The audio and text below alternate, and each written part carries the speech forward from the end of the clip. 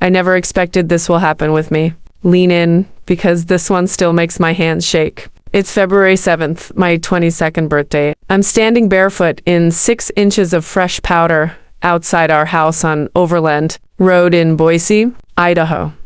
The temperature's hovering around 9 degrees. Winds howling like it's personal. And inside, 30 people are laughing, toasting, singing happy birthday to my stepsister, Savannah. My dad cuts another piece of the 3-layer chocolate cake. I stayed up till 3 a.m. making, hands it to her with a big smile, then turns his back to the window where I'm pressed against the glass, lips turning blue, begging with my eyes. My stepmom, Carla, looks straight at me, gives this little victorious smirk, and pulls the curtain closed slow, like she's savoring it. I honestly thought that was the lowest moment of my life. I was dead wrong. Because right when my toes went numb and I started wondering if anyone would even notice, I was gone. Headlights sliced through the blizzard and a black SUV rolled right up to the curb. The woman who stepped out was someone my father spent 13 years convincing me had disappeared from the world. And trust me, she did not show up empty-handed. Before I drag you any deeper into this betrayal, if you've ever been shut out for simply wanting to be seen, drop "I've been there" in the comments right now. If stories about finally taking your power back light a fire in you, hit that like button and subscribe so you never miss one. It really helps us keep sharing these real, heart-pounding stories. All right, let me tell you what actually happened. Take you back 13 years first. I'm 9. We're at a cemetery outside Portland, Oregon. Sky's this heavy, iron gray color that doesn't promise rain yet, just sits on your chest. Mom's casket is deep cherry wood. Grandma whispered to me that Mom picked that shade herself years ago because she loved anything rich and warm. Grandma's name is Eleanor Voss. She smelled like lavender sachets and the inside of old novels. She was the only person touching me the whole funeral. Dad stood 6 feet away, hands in his pockets, jaw locked tight. He didn't shed one tear, not at the hospital when she had the stroke. Not at the viewing, not even when they lowered her.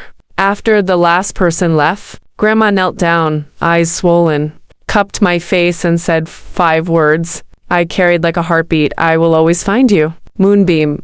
Then Dad stepped in front of her. "Time to go."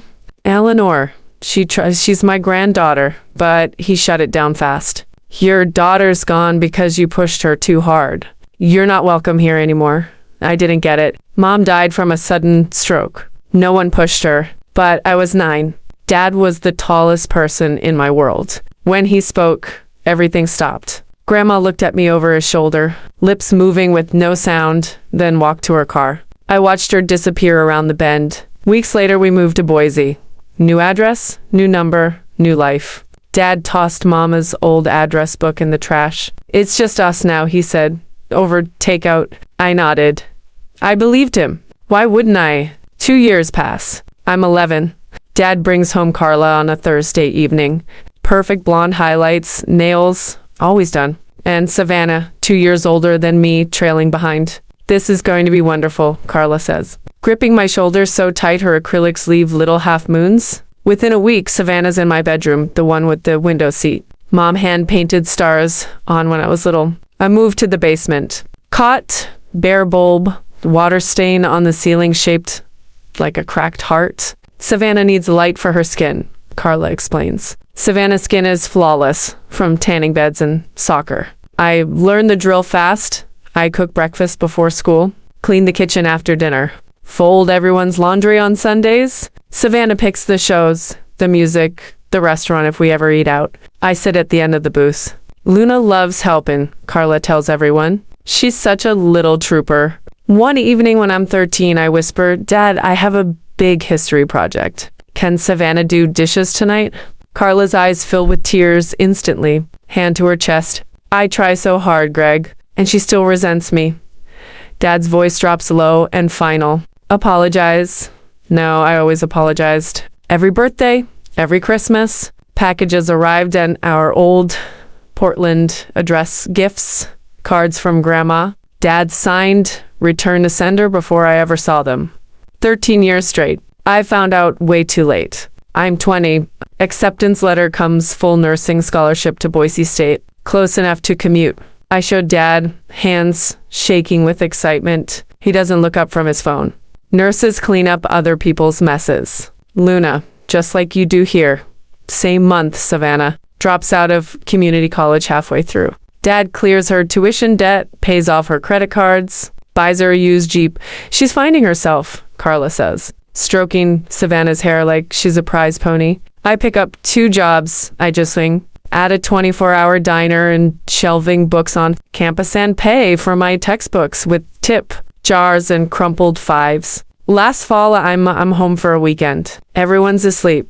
I go down to the basement for a blanket and find a dusty cardboard box behind the water heater. Mom's handwriting on the side. Lydia, personal. Inside, her favorite lavender scarf. Half-empty bottle of the perfume she always wore. And a photo. Mom laughing at a garden party, arm around an older woman in a cream cardigan. Back says, Lydia and a mom. Eleanor's 62nd. Digital date stamp. 2010, Dad told me. Grandma died of a heart attack before I was born. I almost search her name right there, but Dad still checks my browser history every Sunday. I close the box. 3 weeks later, the box is gone. I ask Carla. She's arranging flowers. Old junk. Donated it, sweetie.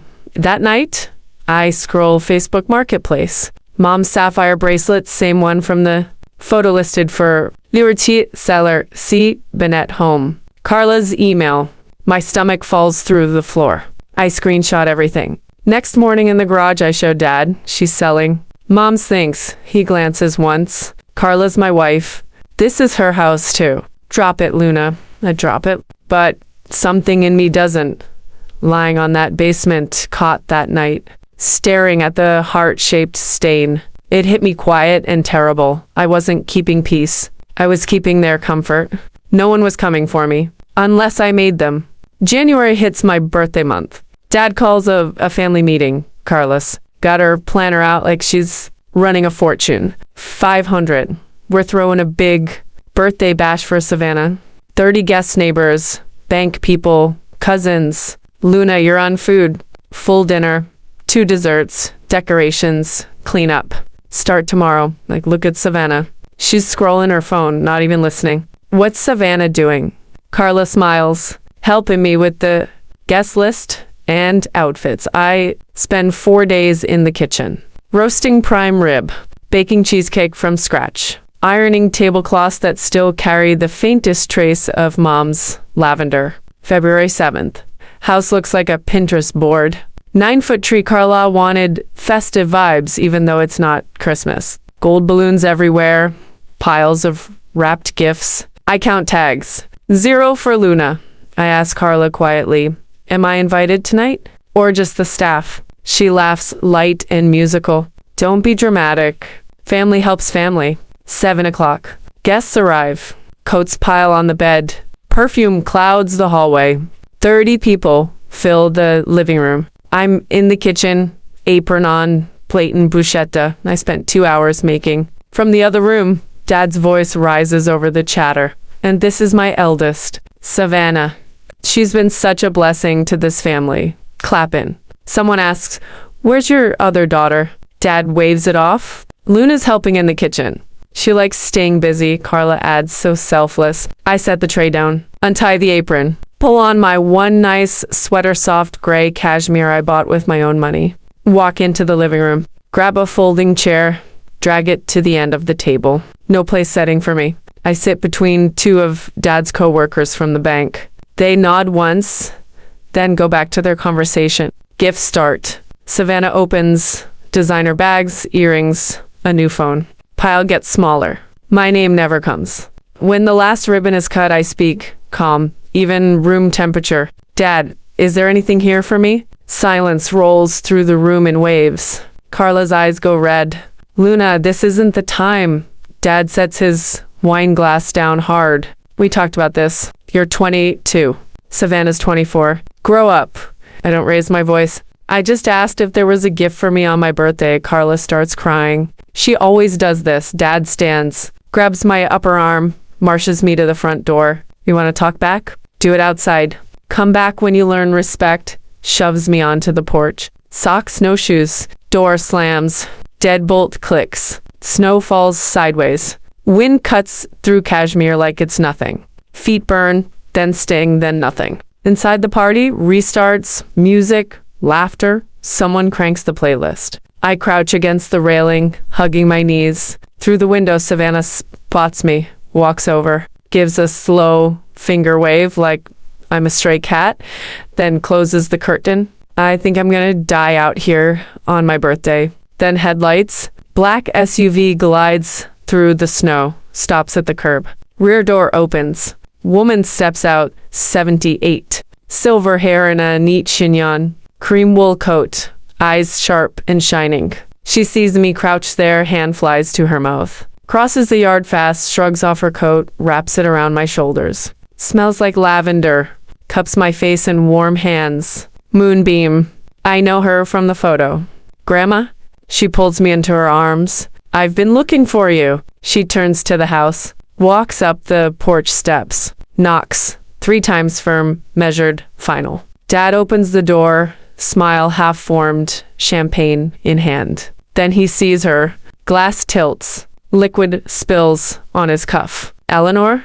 She doesn't smile. You locked my granddaughter outside on her birthday, in a blizzard, in the house I bought for Lydia in 2002 as a wedding gift. The deed has always been in my name. 30 faces freeze. Dad tries to recover. This is a misunderstanding. I'm not here for misunderstandings, Grandma says. I'm here for my girl. Her lawyer steps forward with the folder. Deed. 13 years of certified letters, birthday cards, Christmas gifts, college fund statements, all addressed to me, all returned unopened. 156 envelopes. Dad's face goes gray.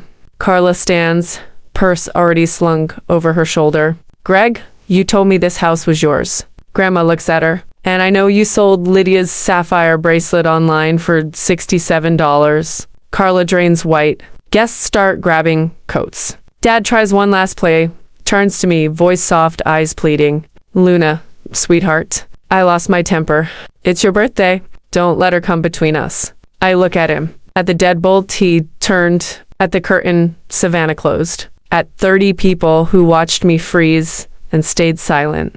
You didn't lose your temper, I say quietly. You made a choice. Just like you chose to hide every letter Grandma sent for 13 years. I'm done waiting outside your door. I take Grandma's hand. We walk out. Lawyer follows. No one says a word. The SUV is warm. Bone deep warm. Grandma tucks blankets around my legs, holds my frozen hands between hers. I hired 3 investigators. Your dad moved twice, changed numbers, put everything in Carla's name. The third one found this address 4 days ago. I flew in the next morning. I'd break them. Ugly, shaking sobs. 13 years of silence pouring out. She just holds on tight. The fallout is slow and surgical. Carla and Savannah pack 2 suitcases and leave 5 days later. No, goodbye. Dad's bank clients start quietly moving accounts. Colleagues stop answering calls. Formal eviction notice arrives February 15th. He doesn't fight it. There's nothing to fight. He texts me 16 times. I don't reply. One letter comes through the lawyer. I'm sorry, I read it at Grandma's kitchen table in her cozy house just outside. Boise, fold it once, set it down. Some apologies are just exits. Grandma's place has a south-facing bedroom with big windows. Sunlight pours in every morning. She gave me the box of 156 letters. I read them all, 5 hours straight. She sat across from me the whole time, silent, present. I graduate nursing school in May. Grandma's in the second row. Clapping until her hands are red.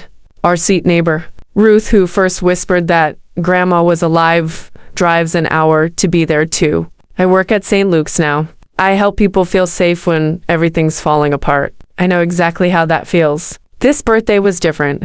Grandma and I set up a little tree with white lights. 2 plates, 2 mugs of cocoa, fire crackling. Under it, one gift from her, a delicate sapphire locket with Mom's picture inside. Carla can sell a bracelet, she said. She can't sell a memory. I wear it every day. Girls. If you're standing outside someone's door right now, literal or not, freezing, waiting to be let in, listen, you don't need their permission to matter. You just need to give yourself permission to walk away. Love doesn't lock you out. Love drives through a blizzard because you might be cold. If you've ever walked away to protect your heart, type I walked away below. If you stayed and fought for your boundaries, type I stayed and fought. Both are brave. Both are valid. Thank you for sitting with me through this. If it hit you deep, check the description for more stories like this. I'll see you in the next one. You're worth the warmth, moonbeams. Always.